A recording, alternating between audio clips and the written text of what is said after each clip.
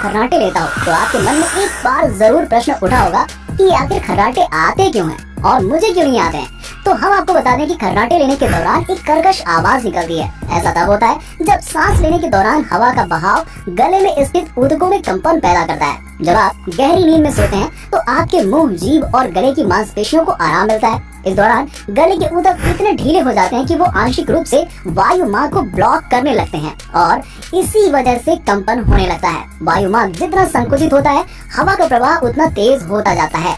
ये ऊतक कंपन को बढ़ाता है, जिससे खर्राटे की आवाज जोर जोर से आती है।